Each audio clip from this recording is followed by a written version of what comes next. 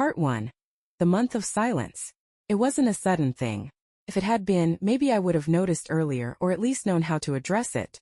No, the silence crept in gradually, like the slow fade of daylight after sunset. First it was little things. My husband forgot to tell me about a change in his work schedule. My daughter stopped asking me for help with her homework, instead disappearing into her room without a word. First I brushed it off. Families go through phases, right? Everyone gets busy. But as the days turned into weeks, it became impossible to ignore. My good morning greetings were met with vague grunts. Attempts to spark conversation over dinner felt like shouting into a void. They weren't angry, not overtly at least. They didn't argue with me or slam doors. They simply stopped engaging. I found myself narrating the day to no one in particular, hoping for any response. The weather was beautiful today, I'd say as we sat at the table, the smell of spaghetti wafting through the room. My husband would nod absently, his eyes glued to his phone. My daughter would roll a meatball around her plate, the clinking of the fork louder than any words spoken. It was baffling. Had I done something wrong? I racked my brain, replaying recent conversations trying to pinpoint where I might have misstepped. But there was nothing. No blowout argument, no biting comment. Just this ever-widening gulf between us, cold and impersonal, like strangers who happened to live under the same roof. The silence wasn't just an absence of sound. It was a presence in itself. It filled the house like a fog, wrapping itself around me, squeezing tighter every day. I started to feel like a ghost. I'd come into the living room where they'd be sitting on opposite ends of the couch, engrossed in their own worlds, my husband scrolling through his phone, my daughter ear-deep in her headphones. I'd stand there for a moment, waiting for one of them to notice me, to invite me into their bubble. They never did. I thought of my friends, the ones I used to call when things got tough. But we hadn't talked in months, maybe years, and I didn't know how to explain this strange dynamic without sounding ridiculous. My husband and daughter are ignoring me, I imagined saying, only to hear the awkward pause on the other end of the line. At night I lay awake staring at the ceiling, wondering how I had become so irrelevant in my own home. The clock would tick endlessly, mocking me with its steady rhythm. Once I caught myself whispering, "What did I do wrong?" As if the darkness might have an answer. One particularly bad evening, I set out candles at dinner and made a roast, the kind my husband always loved. I even baked brownies for dessert, hoping to coax a smile from my daughter. When they came to the table I waited, hopeful. But instead of gratitude or even mild acknowledgement, they ate in silence. My daughter flicked through her phone under the table, thinking I didn't notice. My husband muttered something about a client call and left halfway through the meal. I sat alone at the table that night, staring at the half-eaten roast and untouched brownies. A lump formed in my throat, but I swallowed it down. Crying felt pointless. It wasn't until the next morning, when my husband left for work without saying goodbye and my daughter walked past me as if I were invisible, that it hit me. This wasn't just a rough patch. It wasn't temporary. This was my life now. And that realization? It was suffocating. Part 2, the breaking point. It was a Thursday night when I finally cracked, though the buildup had been brewing for weeks. Dinner was the same predictable scene. My husband at the head of the table, scrolling through emails, and my daughter staring at her plate, earbuds securely tucked in her ears. I'd made lasagna, a family favorite, and served it with a side salad, hoping it might spark even a flicker of gratitude or conversation. "Looks good," my husband mumbled, not bothering to glance up. My daughter pulled one earbud out just long enough to ask, "Is there dessert?" That was it. That was the extent of their acknowledgement. My throat tightened, and the words were out before I could stop them. "What is going on with you two?" My husband barely looked up from his phone. "What do you mean?" "What do I mean?" My voice rose and I couldn't stop it. "I mean, you've both been ignoring me for weeks. You don't talk to me, you don't look at me, you don't even seem to care I'm here." My daughter sighed dramatically, pushing her plate away. "Mom, stop being so dramatic." "Dramatic?" I snapped, the frustration bubbling over. "How would you feel if you were treated like you didn't exist in your own home?" My husband finally looked up, frowning as though my outburst was some kind of inconvenience. "We're not ignoring you. We're just busy." Busy. That word. As if it could excuse the way they'd made me feel for an entire month. "No, busy is when you forget to text back right away," I said, my voice shaking. "Busy isn't refusing to speak to your wife or mother unless it's absolutely necessary. Busy isn't treating me like a ghost." My daughter rolled her eyes, crossing her arms over her chest. "Can I go now?" she muttered, already halfway out of her chair. "No, you cannot." I slammed my hand on the table, startling both of them. I don't think I'd ever done that before. Raised my voice or slammed anything. My family froze, their expressions a mix of shock and annoyance, as if I were the one ruining their evening. "I am tired," I said, my voice cracking. "I am tired of walking on eggshells around the two of you trying to figure out what I did wrong, while you act like I don't matter. I can't do this anymore." The silence that followed was heavier than anything I'd experienced in the past month. My husband exchanged a glance with my daughter, as if to say, "What's her problem now?" That look. That shared, almost dismissive glance. It was like they were united against me. Like I wasn't even a part of their world anymore. Something inside me broke. I didn't say another word. I simply stood, gathered my plate, and dumped it into the sink, the clatter of ceramic echoing through the kitchen. My hands trembled as I wiped them on a towel and walked upstairs, ignoring their murmured protests. Once in my bedroom, I paced back and forth, my mind spinning. I kept replaying their reactions, the way they'd acted as though I were overreacting, as though my feelings didn't matter. I could feel the tears welling up, but I didn't let them fall. Instead, I stared at the closet, at the suitcase tucked neatly on the top shelf. I didn't pack right away. I sat on the edge of the bed, staring at the floor, trying to convince myself to stay. Maybe I was being dramatic, I thought. Maybe they didn't mean to make me feel this way. But the longer I sat there, the more I realized how long I'd been making excuses for their behavior. How many times I'd blamed myself for their indifference. How often I'd minimized my own needs to keep the peace. Finally, I stood, grabbed the suitcase, and began tossing in clothes, jeans, sweaters, underwear, whatever I could fit. I grabbed my toiletries from the bathroom, a couple of books from my nightstand, and my phone charger. It wasn't much, but it was enough. I found an old receipt on the dresser and scrawled a quick note. "I need space. Don't call me." I stared at the words for a moment before placing the note on the kitchen counter. It felt final, like crossing a line I couldn't uncross. As I closed the door behind me and stepped into the cool night air, I expected to feel regret, maybe even guilt. Instead, I felt something I hadn't felt in weeks: relief. I didn't know where I was going. I just knew I had to go. Part 3: The world outside. I had no plan, no destination in mind as I drove aimlessly into the night. My hands gripped the steering wheel, knuckles white, as though letting go would send me spiraling into the unknown. The streets were quiet, save for the hum of my car's engine and the occasional flicker of passing headlights.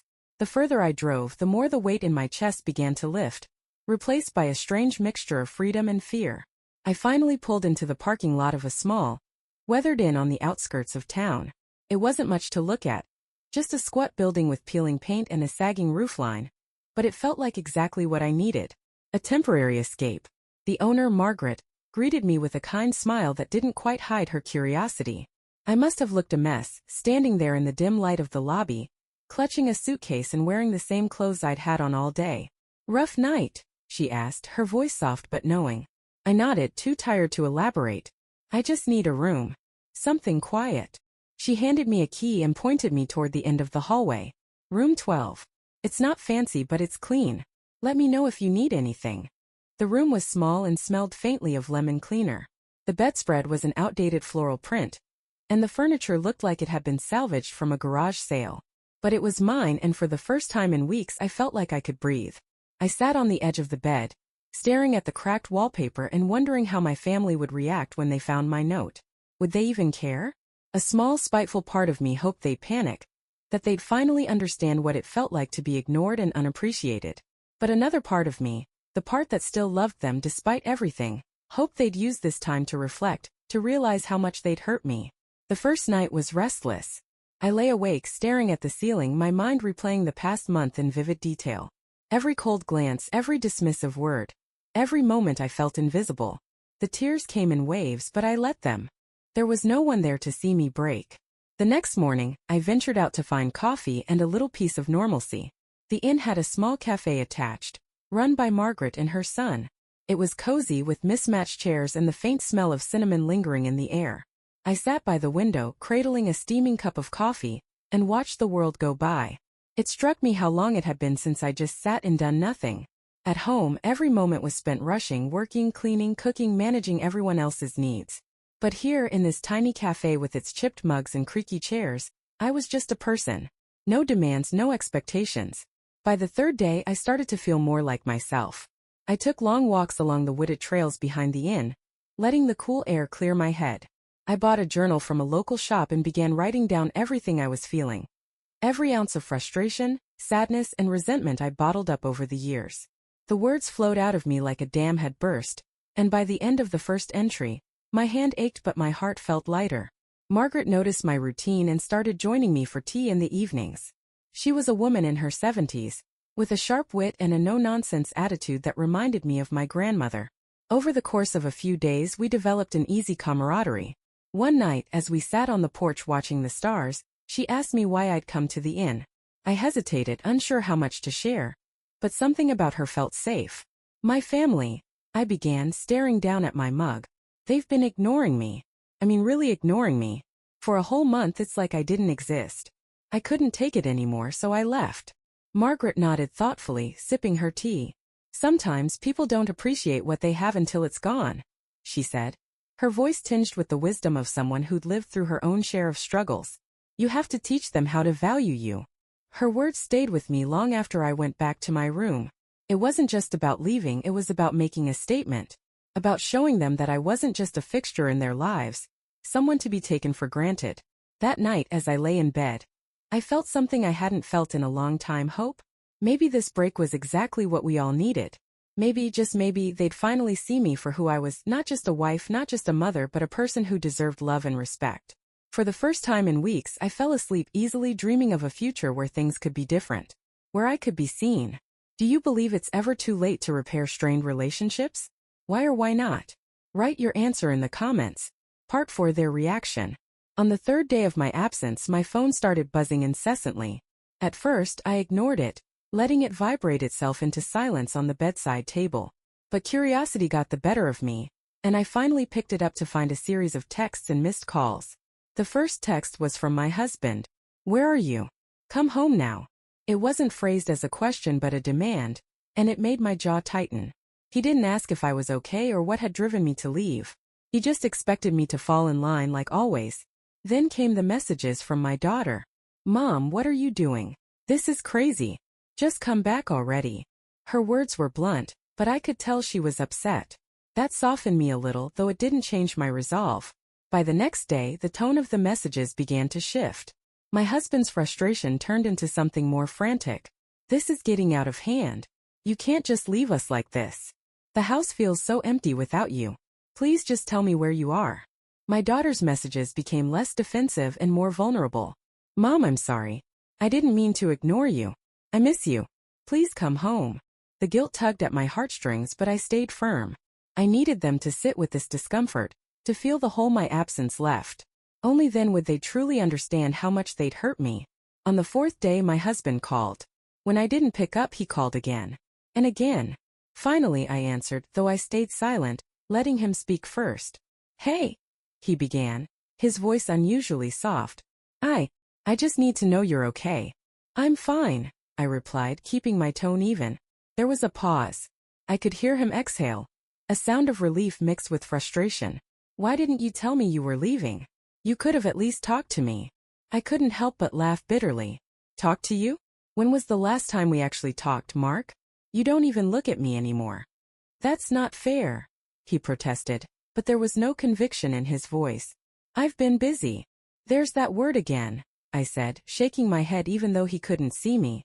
"Busy isn't an excuse to treat someone like they don't exist. I needed you to see what it feels like to live in silence, to feel invisible." He didn't respond right away. When he finally spoke, his voice was quieter, almost pleading. "I didn't realize. I knew things were tense, but I didn't think it was this bad. That's the problem, Mark. You didn't think. And now I'm tired of being the only one who tries." Another silence. Then softly, "What do you want me to do?" It was a question I hadn't expected, and it caught me off guard. I didn't have an answer, not yet. So I told him the truth. "I don't know. I just need more time." My daughter called that night. Hearing her voice cracked something inside me. "Mom, I'm sorry," she said, her words spilling out in a rush. "I didn't mean to ignore you. I thought you were just being, I don't know, annoying or whatever. But now that you're gone, I realize how much you do for us. For me."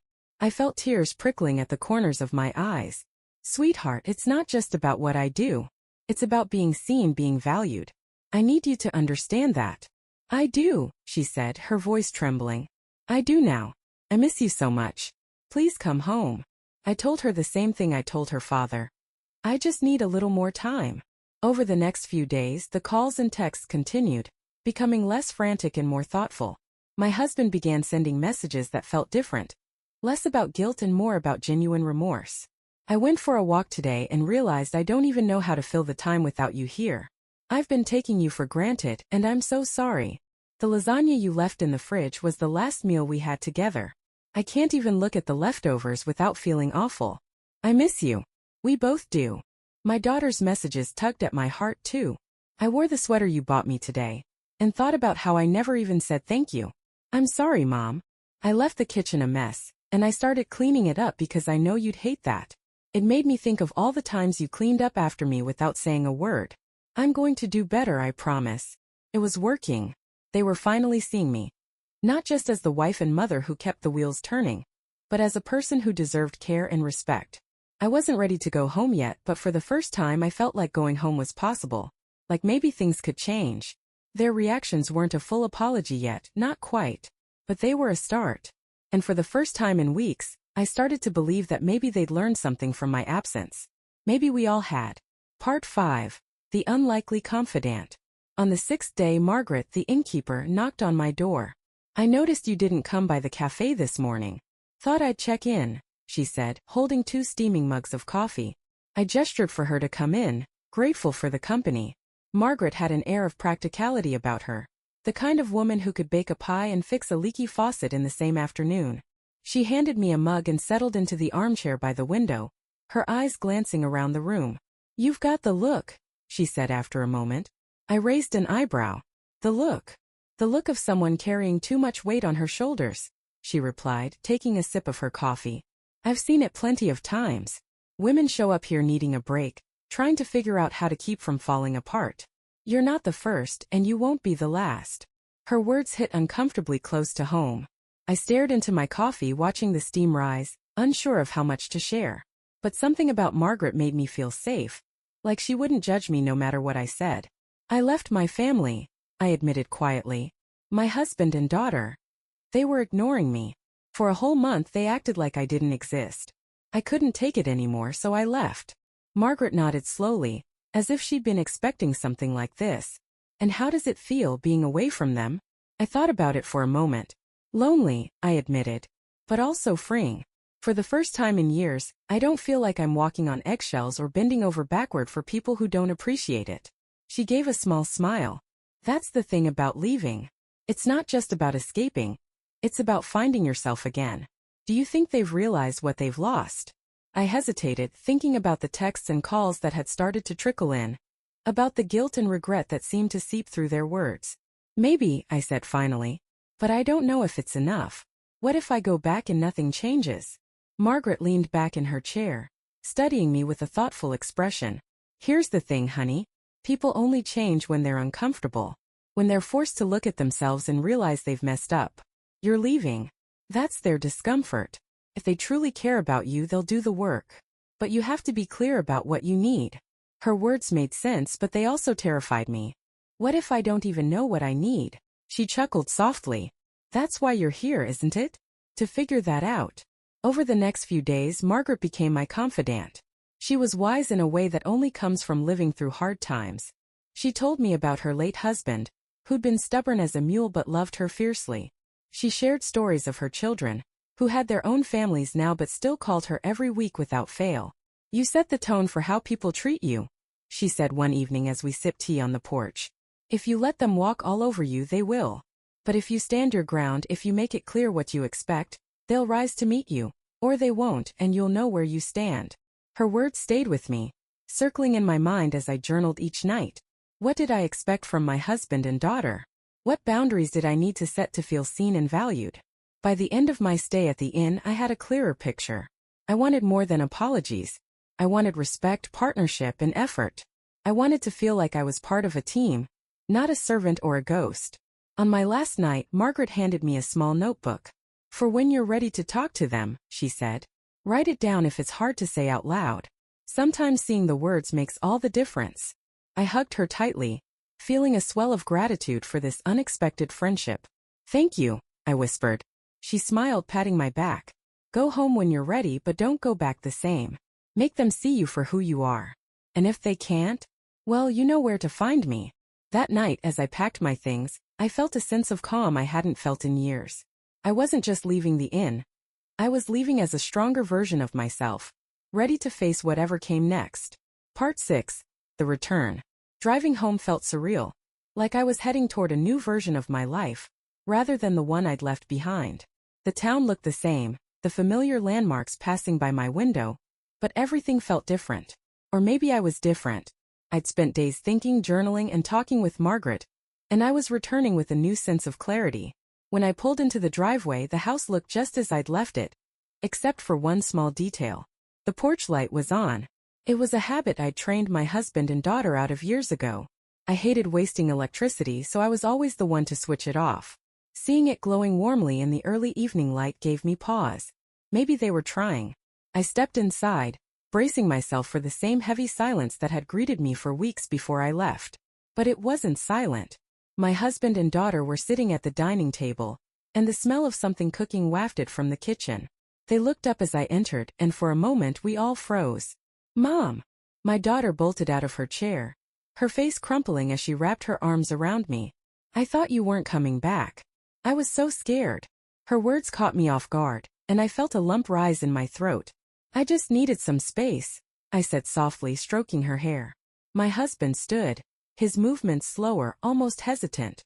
He didn't say anything at first, but his eyes were full of emotions I hadn't seen in months: regret, guilt, and something that looked a lot like love. We made dinner, he said finally, gesturing toward the kitchen. It's probably not as good as yours, but we wanted to try. I smiled faintly, letting my daughter lead me to the table. Let's see what you've got. The meal wasn't perfect, overcooked pasta and a salad that was mostly croutons, but it was the effort that mattered. They'd set the table with real plates and cloth napkins, and there was even a small vase with a single flower in the center. It was almost laughable how much they'd overcompensated, but I couldn't bring myself to joke about it. Over dinner, the apologies began. My husband went first, his voice faltering as he spoke. I didn't realize how much I was taking you for granted, he said, avoiding my eyes at first. You've done so much for us, and I just got used to it. I didn't think about how it made you feel. I'm sorry. My daughter chimed in, her voice small but earnest. Me too, Mom. I was being selfish. I didn't think about how you might feel when I ignored you. I'll do better. I promise. Their words meant something, but I knew better than to let the moment end there. I appreciate your apologies, I said, my voice steady but firm. But I need more than words. I need things to change.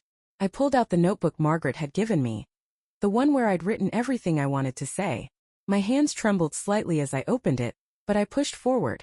I need to feel like a partner in this family, not just the one who keeps everything running. I need help around the house, and I need to be included, not treated like an afterthought. And I need both of you to understand that I'm a person, not just a mom or a wife. My feelings matter too. They really listened. My husband nodded, his face serious, and my daughter looked like she was on the verge of tears. You're right, he said. We'll do better.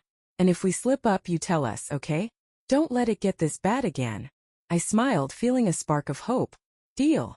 The next few days were tentative, like learning to walk on a shaky bridge. My husband volunteered to cook dinner without me asking, and my daughter started cleaning up her room without complaint. They asked me how my day was and actually listened to the answer. It wasn't perfect, change never is, but it was a start. One night, as we sat together watching a movie, my daughter rested her head on my shoulder and whispered, I'm glad you came back, Mom. I kissed the top of her head, my heart swelling. Me too, sweetheart. Looking back, I realized that leaving wasn't just for them. It was for me. I needed to remind myself of my own worth, to stand up for what I deserved. And now, as we rebuilt our family piece by piece, I felt something I hadn't felt in a long time: hope. Maybe things wouldn't always be perfect. Maybe there'd be slip-ups and setbacks. But for the first time in years, I knew we could work through them. 'Cause now they saw me. And that made all the difference. Have you ever felt invisible or taken for granted by the people closest to you? How did you handle it, and what did you learn from the experience?